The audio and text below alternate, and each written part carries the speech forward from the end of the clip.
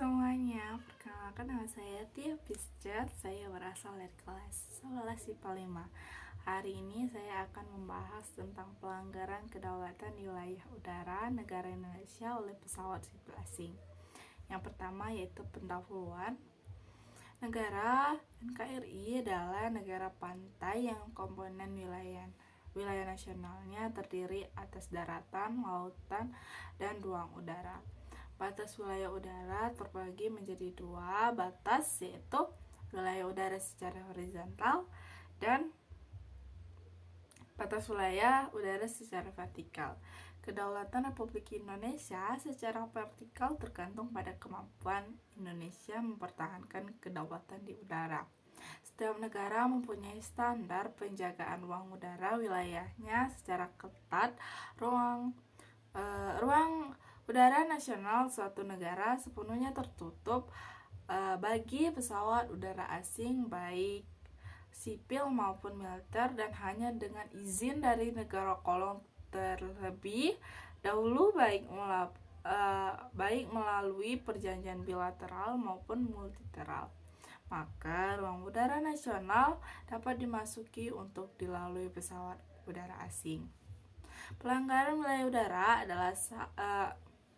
adalah suatu keadaan di mana pesawat terbang suatu negara sipil ataupun militer memasuki wilayah udara negara lain tanpa izin sebelumnya dari negara yang dimasukinya. Dilihat dari beberapa kasus pelanggaran lintas batas yang ada di Indonesia yang bersifat biasa dan tidak begitu mengancam.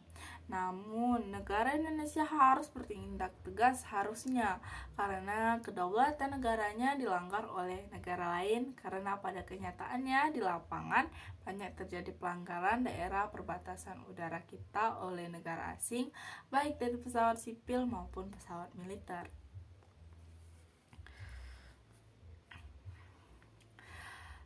Bentuk menegakkan kedaulatan atas wilayah ruang udara nasional antara lain penegakan hukum terhadap pelanggaran wilayah udara kedaulatan Indonesia dan pelanggaran terhadap kawasan udara terlarang, baik kawasan udara nasional maupun asing, sebagaimana ditetapkan dalam pasal 2 ayat 2 Undang-Undang Nomor 15 Tahun 1992 tentang penerbangan peraturan pemerintahan RI. Namun Nomor 3 Tahun 2001 tentang keamanan dan keselamatan penerbangan. Standar penjagaan ruang udara di Indonesia masih dianggap kurang karena beberapa faktor seperti kurangnya teknologi yang dimiliki oleh Indonesia, lamanya sistem radar di Indonesia, serta minimnya jumlah pesawat dan alutsista membuat pengawasan wilayah udara Indonesia menjadi tidak maksimal. Dari permasalahan tersebut, maka saya mengambil judul pelanggaran kedaulatan di wilayah udara negara Indonesia oleh pesawat sipil asing sebagai presentasi. Yang kedua yaitu isi menegakkan kedaulatan negara di Indonesia di udara, khususnya di dalam menghadapi pelanggaran wilayah udaranya oleh pesawat sipil asing, telah mengalami perkayaan asas norma hukum yang menuju pada pembatasan tindakan korektif. Dalam lalu lintas udara internasional, sering pula terjadi pelanggaran kedaulatan udara suatu negara oleh pesawat-pesawat sipil maupun militer. Dalam hal ini, negara yang kedaulatan udaranya dilanggar dapat menyergap pesawat asing tersebut dan diminta untuk mendarat secara tiba-tiba.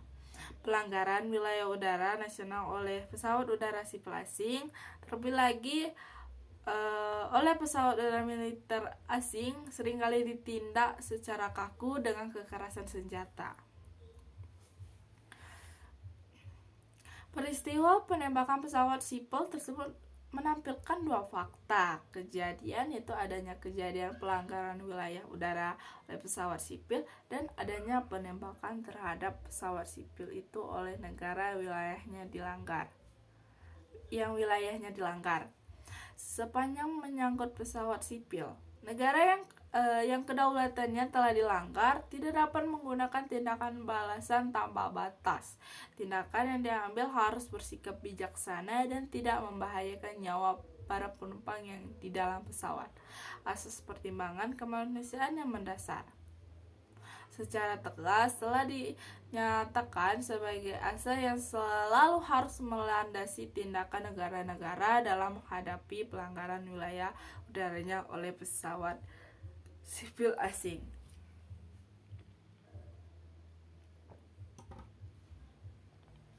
Yang pertama, hukum internasional yang mengatur pelanggaran kedaulatan di wilayah udara. Dalam konteks masyarakat internasional terdapat pengakuan bahwa setiap negara mempunyai hak eksklusif dalam batas wilayah negaranya tanpa ada keterikatan atau pembatasan dari hukum internasional. Di dalam hukum udara internasional, pelanggaran batas wilayah kedaulatan di ruang udara yang diatur dalam Konvensi Paris 1919 dan Konvensi Chicago 1944. Dengan adanya perkembangan masyarakat internasional serta hukum internasional dan hukum udara internasional itu sendiri, maka kedaulatan negara atas ruang udara di atas wilayahnya itu tidak lagi bersifat penuh dan mutlak.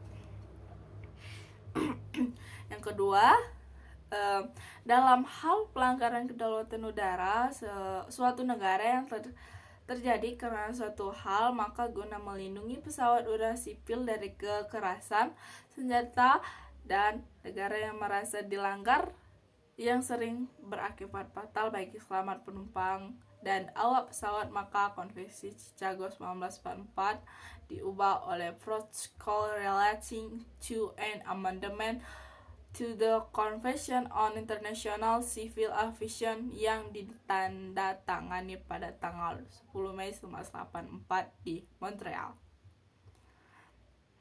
Untuk mendukung prinsip pematuhan ini, setiap negara dituntut untuk memasuki dalam perundang-undangan nasionalnya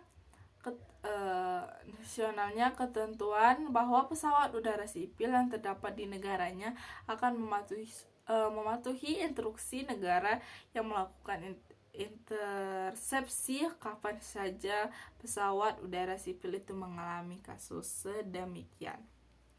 Juga sedemikian juga dituntut agar setiap negara menetapkan dalam perundang-undangan nasionalnya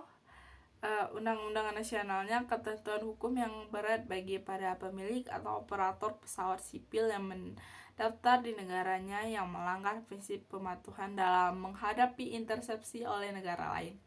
Pelanggaran wilayah udara, keadaan di mana pesawat terbang asing yang memasuki wilayah udara nasional tanpa izin.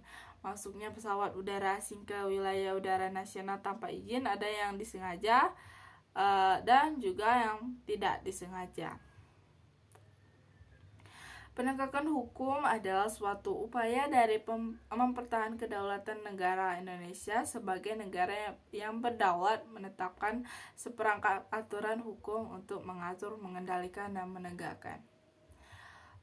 Untuk menegakkan hukum di wilayah udara yang berada di hakikat operasi pertahanan udara yang berada di yurisdiksi Indonesia. Upaya pertahanan tersebut dilakukan secara terpadu dengan melibat unsur TNI maupun sipil yang berkemampuan pertahanan udara dengan asas-asas operasi pertahanan yang memiliki sasaran keunggulan udara dan tegaknya hukum di wilayah udara nasional.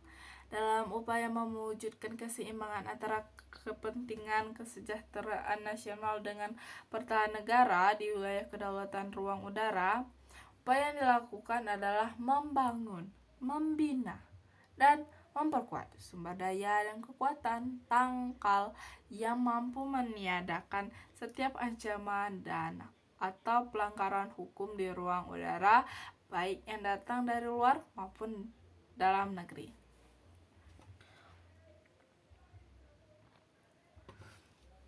Hambatan dalam penegakan hukum terhadap pelanggaran kedaulatan di wilayah udara Indonesia oleh pesawat sipil asing adalah kualitas sumber daya manusia.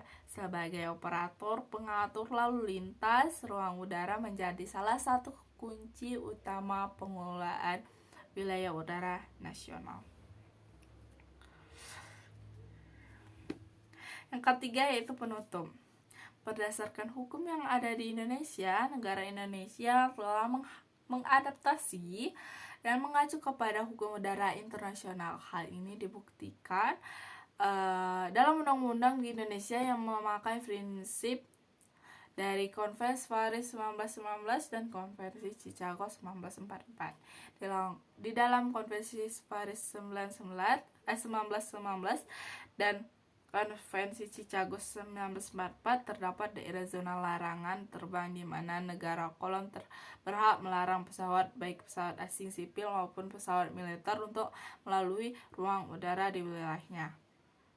Negara Indonesia menetapkan zona larangan terbang, dan sebagai negara yang berdaulat, Indonesia berhak menindak segala sesuatu pelanggaran yang berada di wilayah yurisdiksinya terhadap pelanggaran wilayah udara Republik Indonesia dan atau kawasan udara terlalung oleh pesawat udara sipil.